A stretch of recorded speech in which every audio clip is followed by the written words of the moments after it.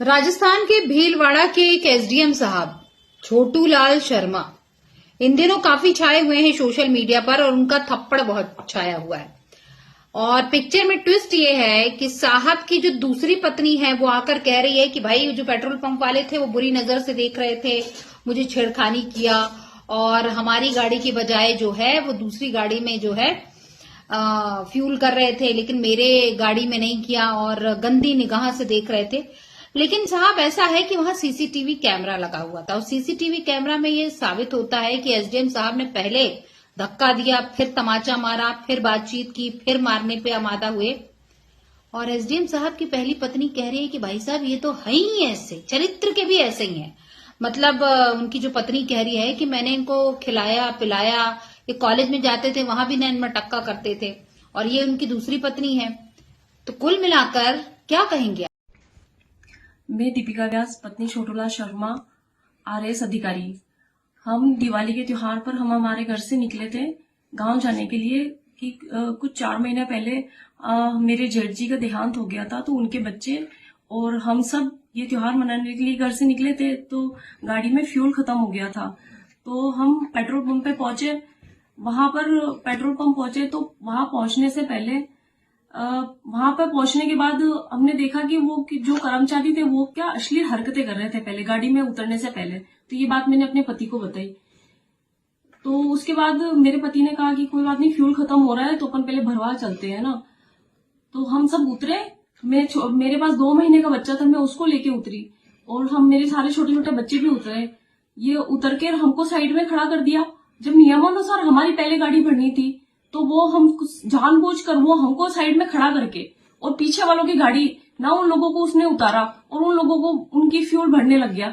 तो ये देखते हुए मेरे पति वहां दौड़ के गए कि भाई ये क्या कर रहे हो आप। तो वो उस टाइम उनसे बदतमीजी से बात करने लग गया। तो फिर मेरे पति ने भी बोला, तो इस बीच में बोलचाल और हाथापाई हुई। उन्होंने भी मेरे पति को मारा, ऐसे मुक्के मारा कि मुंह से खून आने लग गया। मैं भी इस बीच में मैं बचाव करने गई कि भाई मत मारो आप। 50 लोग उनको घेर के खड़े हो गए थे। फिर ये चीज बस इसको गलत तरीके से एडिट करके और सोशल मीडिया पे खूब फैलाया जा रहा है कि भाई एसडीएम है तो इसलिए हमको मारा, रोब झाड़ रहा है, जबकि ऐसा कुछ है नहीं है। कोई पति अगर अपनी पत्नी के लिए अगर उसकी मान सम्मान के लिए लड़े तो ये कोई गलत बात नहीं है। तो मेरी आप सबसे अपील है कि इस चीज को आप बढ़ावा ना दे, इन ऐसे गुंडे बदमाशों को बढ़ावा ना दे, ठीक है ना। तो ये जो चीज चल रही है, आप गलत गलत जो कमेंट कर रहे हो उसको सोशल मीडिया से डिलीट करें, बस मेरी आपसे यही अपील है। मैं पढ़ाती थी कॉलेज में, प्राइवेट कॉलेज। पढ़ा के मैंने उसको घर बैठे खिलाया। कॉलेज में लड़ाई करके आ जाता है, लड़कियों को छेड़ के आ जाता, वहां भी उसको नौकरी से निकालते थे जूनियर। तब मैं उसको बचाती था, वो मुझे आगे कर देता था। मेरी बीवी को छेड़ा, ये उसका आदत है। तब भी मैं उसको बचाती, चलो कोई बात ही, मेरा पति जो कहेगा वही करना पड़ता है, साथ में रहते है ना, कि तू इस पे साइन कर दे, तू इस पे साइन कर दे। टोंक में बजरी माफिया के उसके केस चलाया था, फेसबुक पे है पूरी स्टोरी। तो उसमें भी उसने मुझे आगे कर दिया था कि तू साइन कर दे, बोल देना कि तेरे से पैसे उधार लिए। कोई पैसे उधार नहीं, काली कमाई थी। ये 21 तारीख का घटनाक्रम था और मैं अपनी फैमिली के साथ, मेरे 2 महीने का बच्चा भी था, वाइफ थी। बड़े भैया मेरे एक्सपायर हो गए थे, तो उनका पहला त्योहार हम मनाने के लिए अपने गांव जा रहे थे। मेरी गाड़ी में सीएनजी खत्म हो गई थी, आगे चलने की स्थिति नहीं थी, तो हम सीएनजी पेट्रोल पंप पे रुके। पहले तो उन्होंने हमारी गाड़ी को दूर से ही उन्होंने चिन्हित कर लिया, या तो वो कोई इंटेंशनली कर रहे थे, और हमारी गाड़ी से पहले एक गाड़ी को भरा उन्होंने, जो कि हमारे पीछे साइड में थी, लेकिन उसको निकाला उन्होंने। फिर बाद में जो मेरी वाइफ थी, वाइफ को इन्होंने कुछ इशारे किए थे। इन्होंने मेरे को गाड़ी में बताया कि ये मेरे को ऐसे गलत इशारे कर रहा है, अश्लील इशारे कर रहा है। फिर मैंने इनको कहा कि अपने को तो एक बार फ्यूल लेना है क्योंकि गाड़ी चल नहीं पा रही है। तो फिर भी उसने इंटेंशनली हमारे को सबको उतार के मेरी गाड़ी लग गई। मेरी गाड़ी लग के हमारे को सबको दूर खड़ा कर दिया, बच्चों को, क्योंकि बच्चे रो रहे छोटे थे।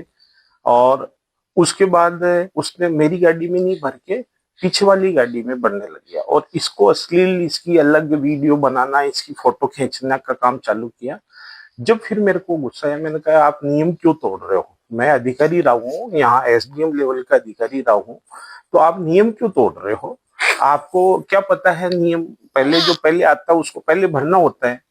तो इस पे थोड़ा वो गाली गलौज की, उसने अभद्रता की, मेरे साथ हाथापाई, मेरी भी हाथापाई हुई, मेरे भी उन्होंने मारी, तो मेरे मुंह में खून आ गए और वाइफ ने बीच बचाव किया। फिर हमने एफआईआर दर्ज कराने के लिए थाने में हम परिवार सहित ही गए थे, रायला थाने के अंदर एफआईआर दी।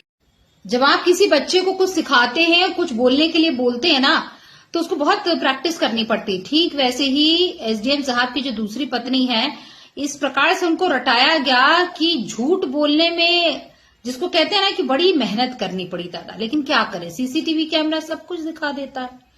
और एसडीएम साहब को सुना है कि सस्पेंड कर दिया गया। मैं तो ये कहूंगी कि ऐसा 2 कौड़ी की मेंटालिटी का एसडीएम, जिसको बातचीत करने का तरीका ना हो, जो अपने मातहत को मेंटली और फिजिकली हैरास करता हो, प्रशासन में रहने का अधिकार नहीं है।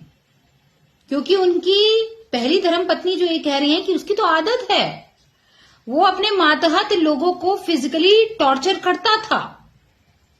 तो सोचने वाली बात है कि जिस प्रकार से वो पेट्रोल कर्मी के साथ बदतमीजी कर रहा था, उसके लिए पनिशमेंट तो दिया जाना चाहिए।